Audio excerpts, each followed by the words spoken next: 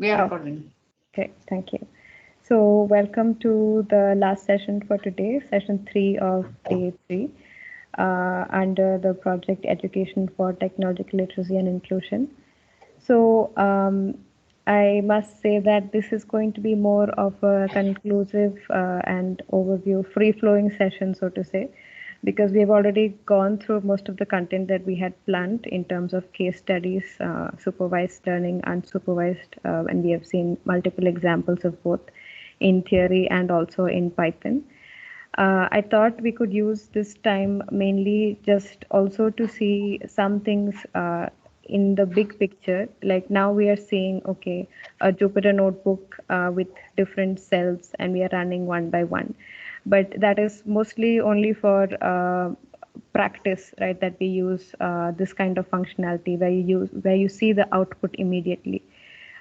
In production, that is not necessarily how things work, right? So I will talk a little bit about that towards the end. But first, I just wanted to also give an example of an interesting uh, classification or deep learning problem. So just, it's something that is more relatable, right? We're not going to any code. I'm just going to show you an image of this particular data set. Okay, let me quickly share my screen. I thought we could discuss a few like examples that we see on a daily basis. And then if you have any doubts, we can take that up also. And Excuse me, anything. we cannot, excuse me to interrupt you. We cannot see the file. Yes, if I, sorry, yeah, I haven't opened, yes. Oh, yes. Okay. So I thought we can just look at some examples, I mean, in our day-to-day life, like something that you can play to, because everybody does say that AI and machine learning is all around us. And then if you have any doubts, I'll be happy to take them. And also if you would like to revise anything in terms of coding, because we didn't spend so much time on the Python as such, so we can do that as well. So here, this is just one example of a network training. We are using this data set. It's a very famous data set called MNIST, MNIST. It's just a lot of handwritten digits, right? And they are labeled. So here you can see just like different ways of writing each of the digits, and it has been labeled also, right? And it's a huge data set, and this is very useful to classify, so to say. If you look at the next slide, this is how more or less it works, right? Somehow it can be broken down into a classification problem. Now here we see 8, a handwritten 8, but of course the machine doesn't recognize it. So what is being done is it's divided into so many pixels, and each of those is going to be either black or white, right? So based on that is some kind of a, you can say, classification. So based on that, you can determine, the machine understands whether this is okay. If certain squares, certain pixels are turning out as white, then we will get the result as label 8. So, and it's only working because we have a huge data set and there are so many examples. So based on that, so like even if you see Google Lens, we use so easily, right? You can translate any language, the script, right? Even if it's a Japanese or something, you can use the Google Lens and it is identifying the letters and also translating it into a language that you know. So all these things, there is a lot of things happening behind, right? So to divide it into pixels and then to classify as black or white, and then to put the digits together or the alphabets, and then to translate. So it's a huge flow of multiple things. And what's amazing is that all of that happens in like 2 seconds, right? So this is just for us to have like an idea of what all is possible with machine learning and deep learning, which is a subset, so to say, of machine learning. And another thing, I don't have an image for that, but what we always see is the recommendation engine. that works behind almost all the things that we use, YouTube or Amazon, anything you purchase one thing, then you get 10 recommendations, or even if you search for something, you get recommendations, right? So that is also based on machine learning. And sometimes what happens is that we don't know what goes in the backend. Even the people who are developing the things are not entirely aware of what happens inside the algorithm. Like the more you know, the better, right? Or if you know how to parameterize, how to sorry, not parameterize, how to tune the hyperparameters to the best level, that is the optimal thing to do. But sometimes we don't know exactly how the algorithm is working. Um, it's like a black box, and that's why sometimes in AI it's important. Like now there's also the idea of explainable AI, right? So I'm just saying this because we know that in YouTube sometimes or some other platform, if you get a recommendation, or in Netflix for that matter, you get this thing saying that, okay, because you watch this, you are getting these recommendations. So it's a way of also, okay, telling the customer that, yeah, this is the data of yours that was used, and then based on that we are giving these recommendations. So there is some kind of explanation to it, that it's not a random thing, right? And also in these days we have a lot of issues with data privacy as well, no? In fact, there was I think there was a competition for Netflix to um, develop a recommendation engine that was better than theirs. Like it was an open thing, and they had released some data. Everything was masked, but still there were people who could, I mean, you can claim that it's still a leakage of privacy. So yeah, just a pointer about that, right? So recommendation engines is the most common thing that we see around us, and it's using, mostly it's like a metrics calculation. I don't have it with me right now to show you, but yeah, it's just an application that is common. Now, what I was saying about the big picture, it's like, for example, if you want to have like a dashboard, right? We have different visualization tools, Power BI, Tableau, and others as well. And Tableau is, I think, most of it is paid. There is a free trial version for some days, and it's quite useful. Actually, you can do a lot of analysis in Tableau itself without any code. It's just like dragging and dropping variables, and you can create these kind of charts and everything, right? But in a production, for example, if you want to create this kind of a dashboard that is going to maybe be shown in your website, or somewhere, maybe the forecast of something, or even the weather forecast, it kind of shows as a clean dashboard when we search for it, right?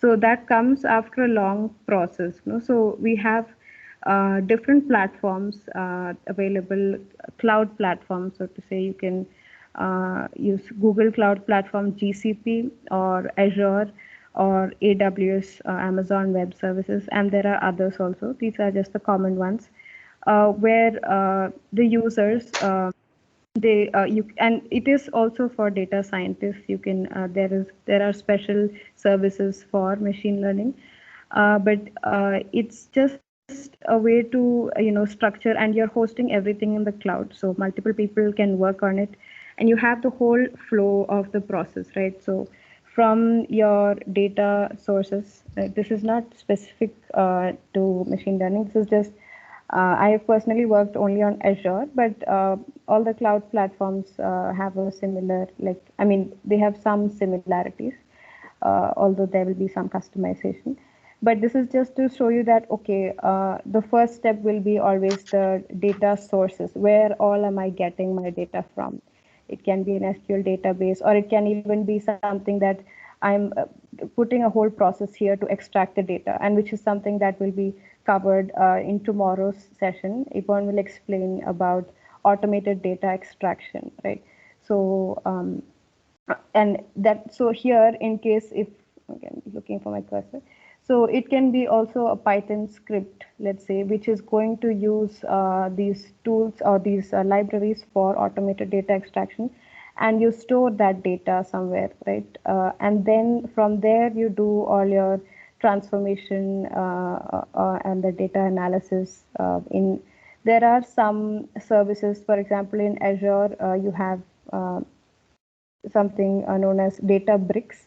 So that's where you write. It's similar to the Jupyter notebook that we use, but it's not local in my system, right? It's something that I'm doing on the cloud. So in that particular Databricks notebook, I would be writing all my code and all my transformations, and that will be accessible to, like, I mean, I'm talking about like how people work in a team, and how you can utilize the cloud. But this is mostly for like when you are going into production of some kind of digital product, like a dashboard, for example, right?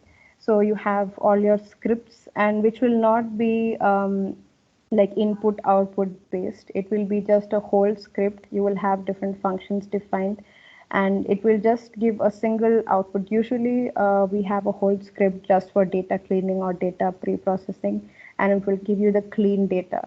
And then in your next step, that clean data is taken, and then you have your modeling or your training. And then in the next step, you have your evaluation or your final predictions, let's say. And then you have a final output or the result data set, which will be what is fed to your dashboard, right? So everything can be connected in the cloud, and you can schedule things, right? You can I was working once on a project where we had to refresh the data. So every day, maybe if you are taking your data from, I don't know, from some particular website which gives new data every day, then you can refresh, you can schedule in these services like GCP or Azure or AWS. And well, they are all paid services, so I have no option of demonstrating it to you. But you have options to schedule your whole process. So maybe when the website gets refreshed, then your process will start running. It will bring in the data, and then it will do all this processing that is already defined, and then it will fetch the results and then feed that data into your final dashboard or your visualization, whatever you have created, right? And it can be linked. So every day, then there is not much manual effort involved in getting something like this. To have this kind of a dashboard, once it's created, it just refreshes. Some things you may even need to refresh hourly or daily, sometimes weekly. It depends on each use case. Or for example, weather forecast data will be refreshed daily, or in fact maybe even more frequently than that, right? So there is a lot happening behind the scenes. So that's what I just wanted to highlight here when you go into a production of these digital goods, so to say. So yeah, is there any question, anything that you would like to discuss? Because I just wanted to keep this as a concluding thing. But tomorrow there will be a specific session about extracting data, right? And it probably will be something specialized or specific to your respective fields. So once you have that data, you can do all kinds of analysis that we have been discussing today and yesterday. And I will also share with you these notebooks. And like I said, you can also use a Kaggle. There are different notebooks available for each data set, right? And similarly, there's another code repository called GitHub. So GitHub also, if you want, I can just show you. Can you Google it, please? Yes, yes.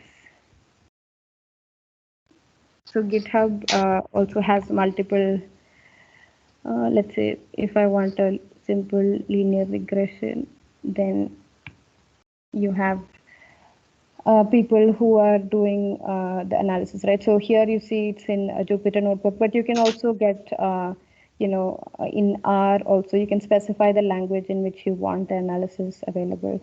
And they will have their own code versions. And yeah, it's just a way of, it's like a community kind of thing. So you can refer, they will have the notebooks, they will have the data, right? Different people put up their own projects, more or less. So that's also another option to explore for more different kinds of analysis if you would like to see.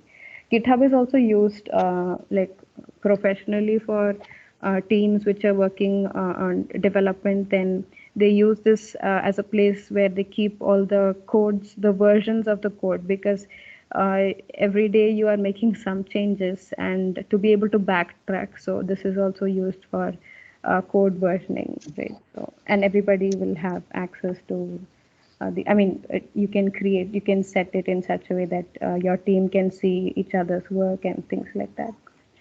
So yeah, this is just an overview.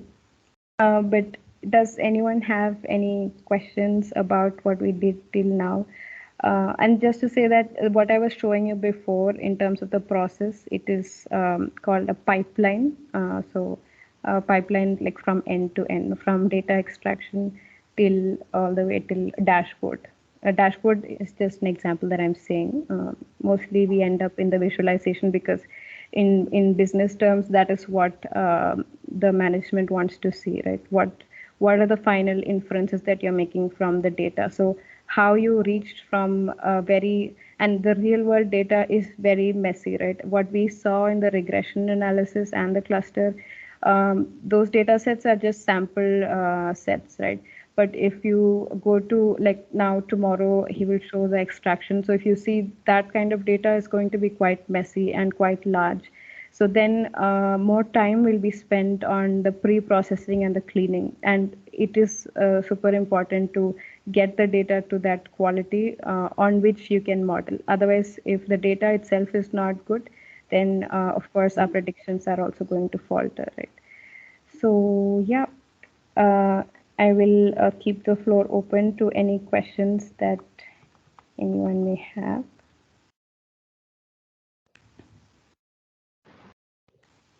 Wow, it's quite challenging for most of us. I don't know if I talk on myself or all of us. It's like to going up, climbing the Himalayas, at least for me. But yeah, and I know that you have a mathematician background, no?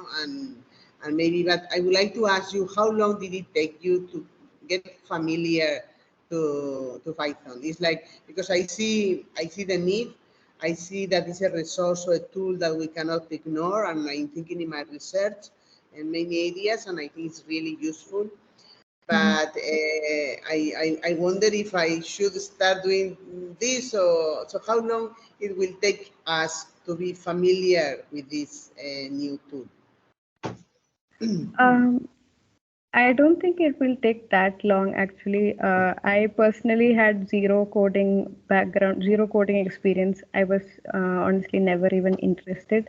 But when I got placed in a job, so I had to prepare myself, and I just did an online course actually.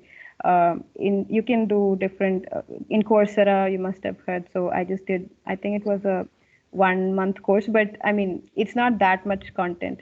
But the course that I did really explained the fundamental logic behind coding, how things flow. So once you get that, then it's only a matter of syntax. And syntax nobody remembers, because everything keeps changing.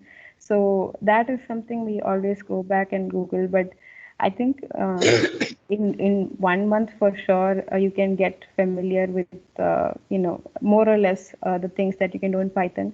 And there are so many functions that are new, right? People keep developing new things. So if you want also, I think it's the Python community, like since it's open source, you can create your own commands and other people can use it, like your own functions.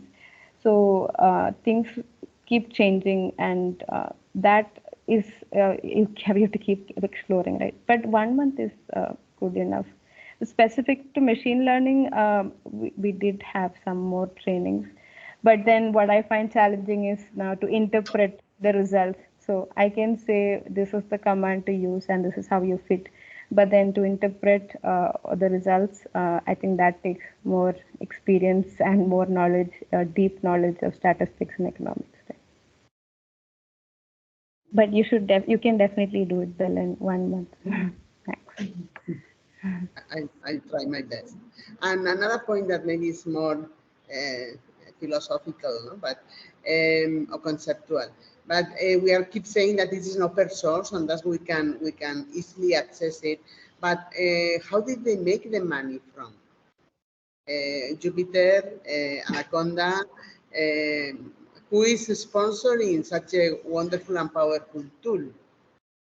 In case you know, someone in the group knows, no? Because when I see this, and nobody gives you anything for free in this world, no?